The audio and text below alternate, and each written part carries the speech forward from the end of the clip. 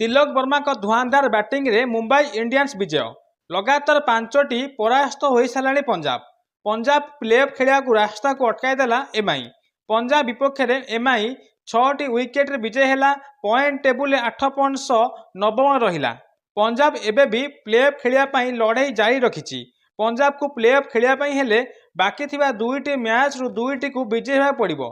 पंजाब एवं 12टी मैच खेली 6टी विजय हो 13 पॉइंट टेबुल 4 नंबर रही।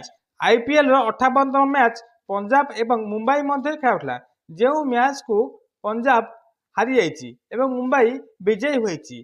धर्मशाला खेला यही मैच आईपीएल 58तम मैच। मुंबई टॉस जीति प्रथम बोलिंग करथिला, पंजाब को बैटिंग देथिला। पंजाब बैटिंग करी 8 विकेट हराई 20 ओवर 200 रन करथिला। जवाब में मुंबई इंडियंस 19.5 बॉल 4 विकेट हराई 205 रन करथिला एवं यही मैच को 6 विकेट रे विजय होइथिला।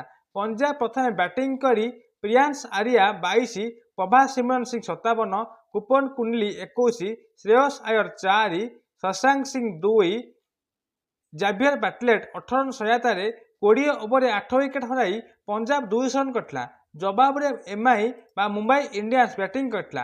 रोहित शर्मा 26 बॉल 25, 2टी छक्का मारथिले। रियान रिकल्टन 23 बॉल 48, 4टी चौका 4टी छक्का मारथिले। नमनदीर 6 बॉल खेली 9 रन आउट होइथिले।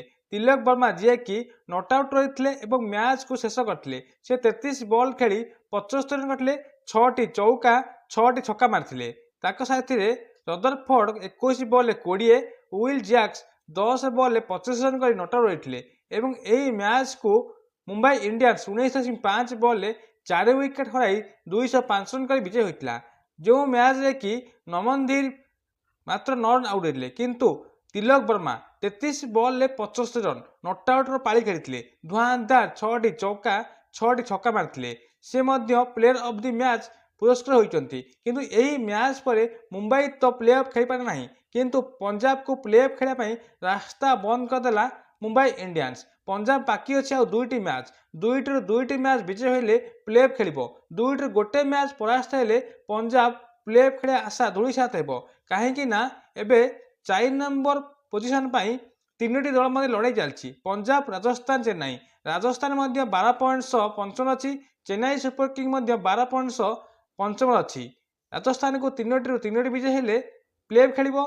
चेन्नई मध्य 12टी मैच खेली आउ 2टी मैच बाकी अच्छी। 2टी विजय हेले प्लेऑफ खेलिबो किंतु पंजाब यदि गोटे मैच परास्त हुए ताहले प्लेऑफ खेल आशा धूलिसात हेबो। यह हूँ सबुठ बड़ खबर जे कि पंजाब वास्तव अटकैला मुंबई इंडियंस तिलक वर्मा का धुआंधार बैटिंग रे।